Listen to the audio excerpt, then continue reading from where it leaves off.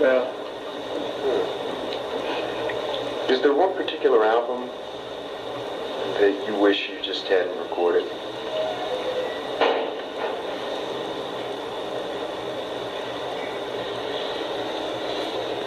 Yeah, there are a couple that on them are really good. There's a few really good songs.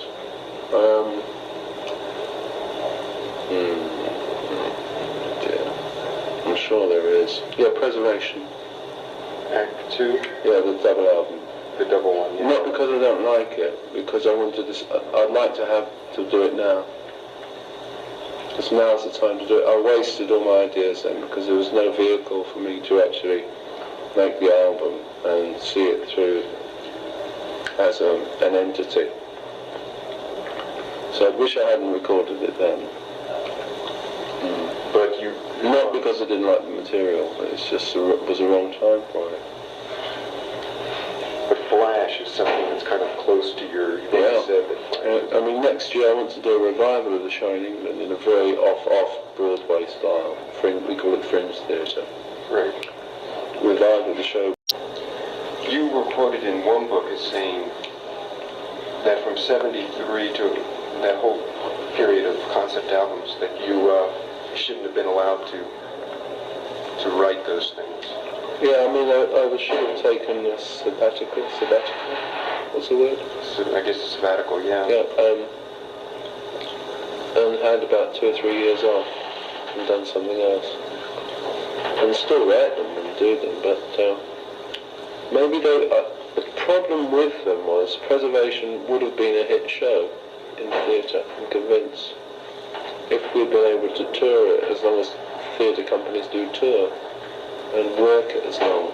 Sometimes it takes a year for a show to develop, but we had to come up with another album. So I found it difficult to function in the music industry and do the artistic things I want to do, like theatre and the rock industry do not actually gel time-wise. The same as I'm having difficulty with the film world. I guess maybe we could, wrap it up. What's happened to Ike Turner? I'm sorry? What's happened to Ike Turner? He just did a press conference where he explained that, no, he didn't beat his wife. He wrote a book, I think, but everything got obscured by the fact that... We should do an album called Beat the Wife. Yeah, Beat the Wife. He had it at rehab center. He should. He could really... He did come out of a rehab center, but he could, yeah. Call it Beat the Wife. I don't have tracks on it like, I didn't mean it, baby. Yeah, oh, wonderful. That's sad. Must have been... I don't think she would have happened without him. But she just outgrew him, didn't she? I find her really inspiring. She's great. It was such a thrill. We were doing Top of the Pops because we had like a #1 record in England at the time when River Deep, Mountain High came out. But I only heard the record, I had all these fantasies, these visual fantasies of what these people looked like. Then when she came out and she jumped into the shot, I thought, wow, she's great. And she's still good. I mean, she's gorgeous. She is. She's done a bit cabaret, I think, but well known. Yeah. On the way to Vegas, a couple of years' time, 10 million a year at Vegas. And I hope she does Wayne Newton out of business. Something like that. Wayne Newton, the child star. But does he sell records or anything? Or is he just a cabaret act? He makes most of his living on tour in Vegas, Las Vegas. Must be a horrible life for him, I think. It's a horrible life for people who have to listen, to his... I read where the intro to Lola, somebody said, you need a grampy beginning like you had with You Really Got Me or something. That's right. I mean, we had this twinkly beginning that sounded like Donovan or something, folky beginning. I wanted power chords on it. It's kind of a tough song to have also. It's great.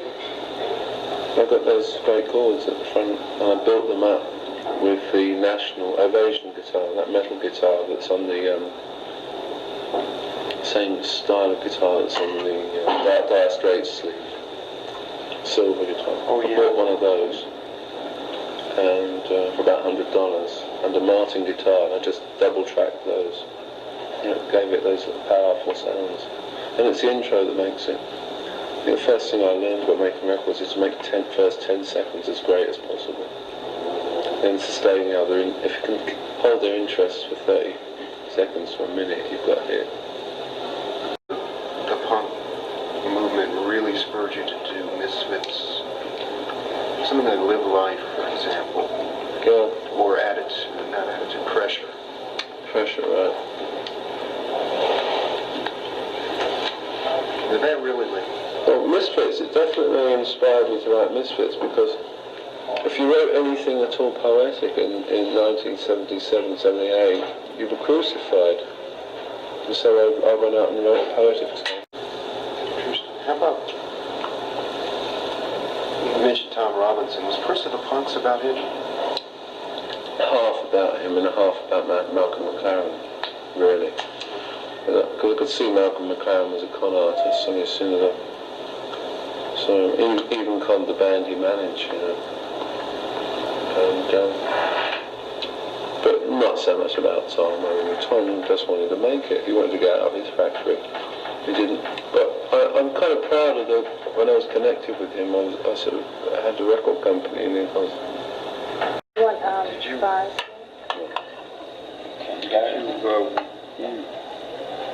There was one story I read where you woke up one morning in 1960, I guess it must have been 60s, I don't know when it was, but you woke up in the morning with the lyric to Waterloo Sunset. Is that how it happened? Yeah. Because I'm one of these writers that carries ideas through, thinks of lines, and writes them down, and doesn't resolve it. And one morning I wake up and got it. I did the last verse of Lost and Found like that. I woke up and there it was. The one about we beat the fear. The last verse. We beat the fear. It all seems clear. Yeah. So I kind of like that. It's good. It's not because it's inspiration from a heavenly body. He's right. I go to see Buster Poindexter sometimes.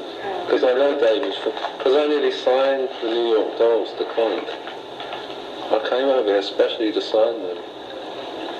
What stopped you from... Because they wanted a lot of money. Okay. But I think they would have... I think they were a wonderful band. I mean, they're one of the great lost bands.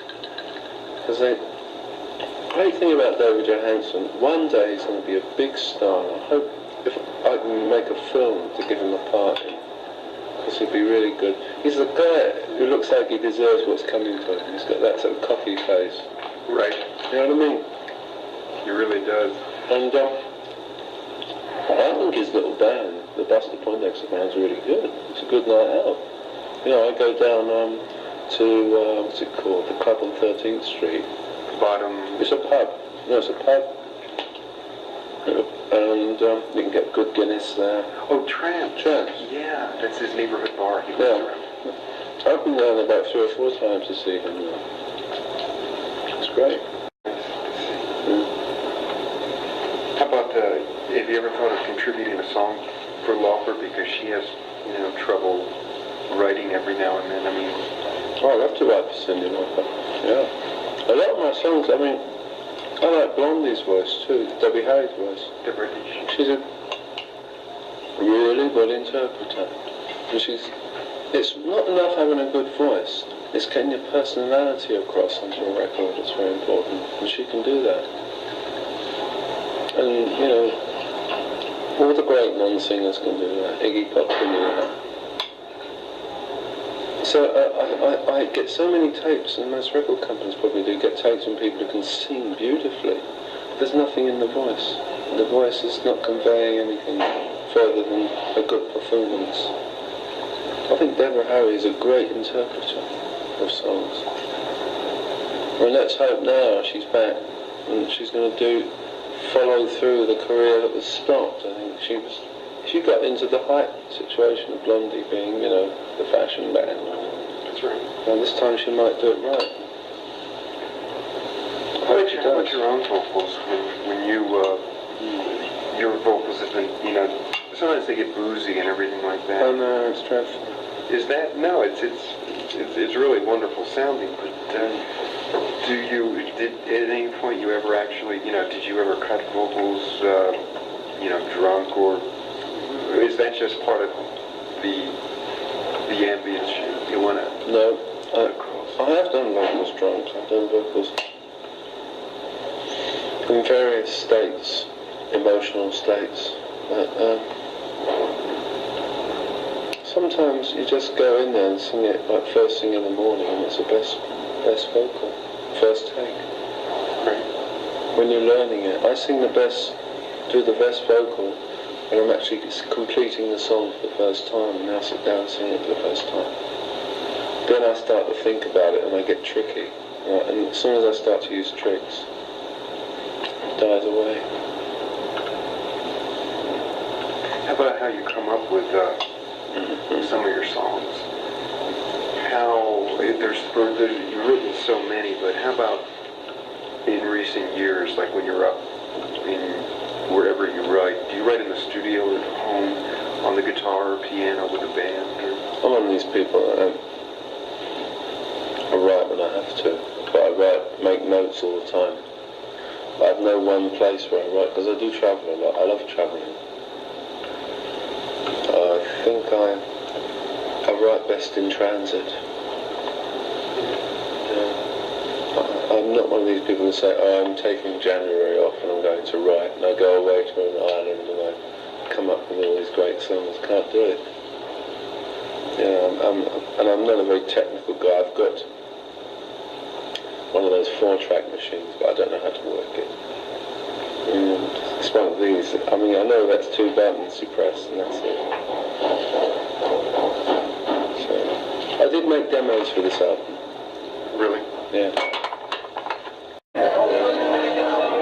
I guess the point is basically that, if Dave were not around, do you think the tension that creates your songs would maybe dissipate? I think a relationship, if it's a very tense and passionate relationship, will inspire creativity. I know a writer, he's a script writer. He was married to this woman and they used to fight all the time, like real violent quarrels. But his writing was great. Unfortunately, she died of cancer. And he remarried and he's got a very safe home with a wife that doesn't speak, and his work